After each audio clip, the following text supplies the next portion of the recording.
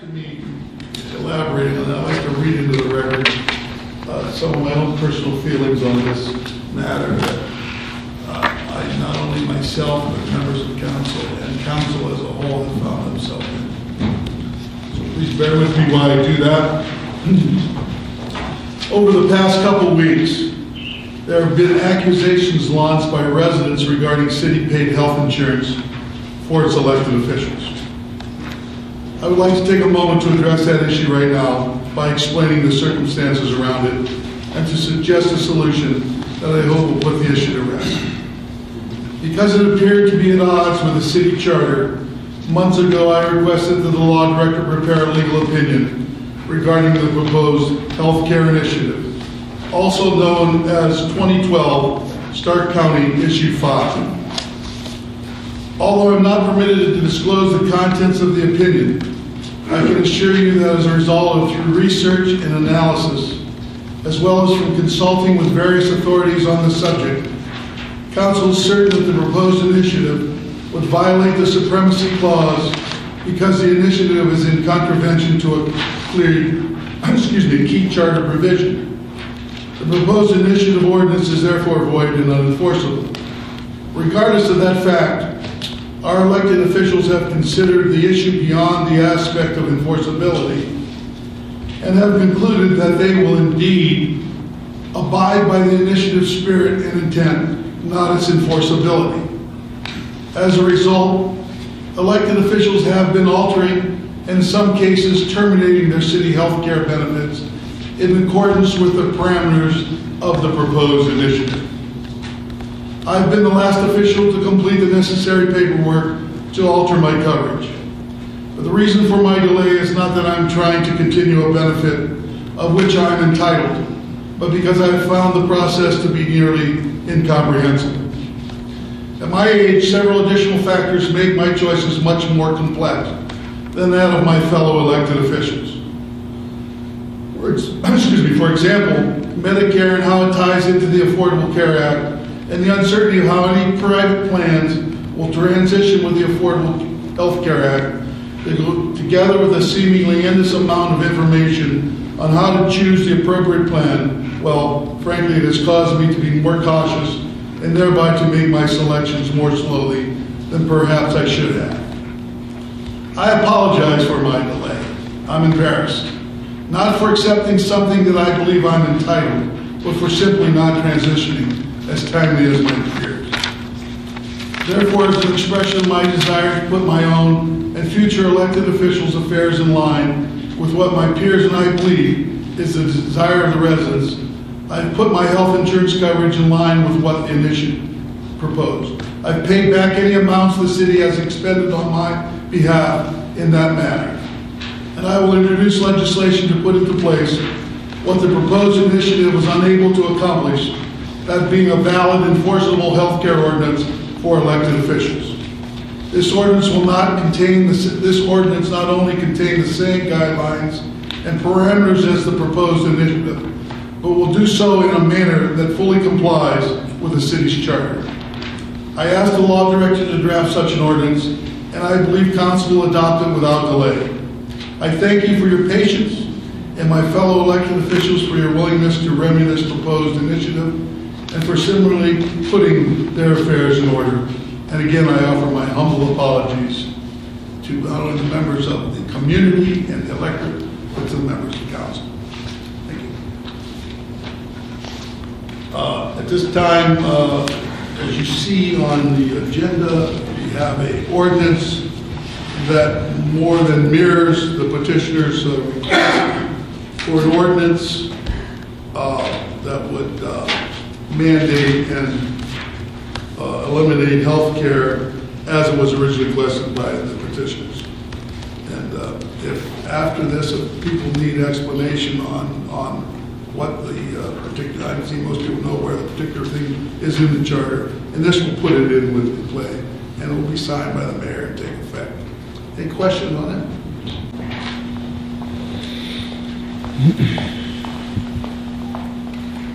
Rita Palmer, 307 Fairview Street, North Canton, Ohio. I want to begin and say I did hear John's very sincere apology, and I want to recognize that. But I didn't know that when I wrote this.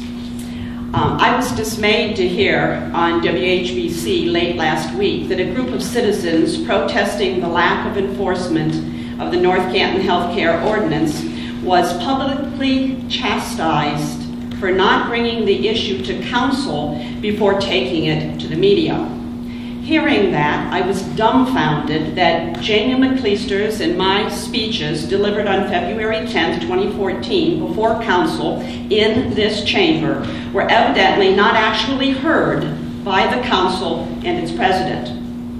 Because words composed by ordinary citizens do not seem to matter to this council, I wish to read into the verbatim council record what the Canton Repository Editorial Board published on February 21st, 2014 on this healthcare issue. Residents should be mad as hell. North Canton's law director and city council members owe their voters an apology. Then they need to fix the problem they created when they ignored the outcome of a citywide vote in November 2012. Yes, ignored. It is a stunning, audacious subversion of the election process. North Canton residents should be mad as hell about it. More than 70% of voters favored Issue 5, which limited city health insurance coverage for the mayor and the 7 council members. The ordinance barred part-time elected officials from enrolling in the city plan if they could obtain insurance elsewhere, nor could they sign up family members at all. Residents who voted for Issue 5 went to bed on election night assuming that they had put this change in motion. The city had plenty of time to take care of the rest, as the ordinance wouldn't take effect until December 1st, 2013. But last month, a resident who had requested public records discovered that one council member and his family and another councilman's wife were still covered under the city's plan in violation of the ordinance. Then the revelations came thick and fast. At least 3 other council members didn't drop city coverage until weeks after the December 1st deadline, when the timing better suited them. And the city never added the ordinance to the municipal code. How could these officials feel so comfortable about acting in their own self-interest, disregarding the voters' decision? Because Law Director Tim Fox had written a confidential legal opinion and told council in a closed meeting last year that the ordinance violates the city charter, that only council members can change elected officials' benefits. Mind you, this opinion came well after the election, and everyone who wrote, heard, or read the opinion kept it secret. In what universe can officials simply bury legislation approved by voters and pretend it doesn't exist? When Council Clerk Gail Kolpak asked Fox about posting the ordinance to the city's website, he basically said it wasn't our ordinance, she said. Fox still won't make his legal opinion public. He cites lawyer-client privilege, even though every taxpayer and every resident who voted on Issue 5 has a stake in this issue. And what now? Council should pass an ordinance that mirrors the one voters approved. Officials should repay any taxpayer funds that were used to provide insurance in violation of the ordinance. Council members should apologize, pledge never to keep the public in the dark this way again, and put their law director on notice that he's not to do so either. Finally, council members should stop being complicit in this travesty.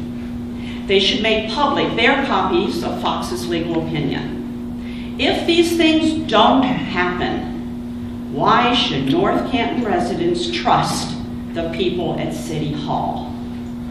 We wouldn't. I hope that you all heard me this time in this chamber. Thank you. Mrs. Bowman, if I may comment again, my apologies. My comments on the radio station were maybe not articulated as clearly because they use snippets. As anybody knows that's ever talked to over the telephone, to the radio. My comments were basically what you read into the record tonight, but I also said they had released a press release prior to that. That was prior to the February 10th day that you and Mr. Gleister and everybody else spoke of that. That was my intention. If I did not articulate that clearly, again, I apologize. And perhaps I misunderstood about when the press release was released. But I thought the press release came out after this council meeting. No, it came out, I have a copy. Oh, right before it? Okay, right before. Why does it matter though? Yeah, I went to the African Journal, I have copies of them, and they were in advance of that. I think they were the Thursday prior to coming here. But that doesn't make a difference, I'm not trying to make anything right or wrong. You know, there's no question, we owe you, the citizens, an apology, and we're honoring that, and that's where we stand on that issue. Anyone else wishing to speak to us?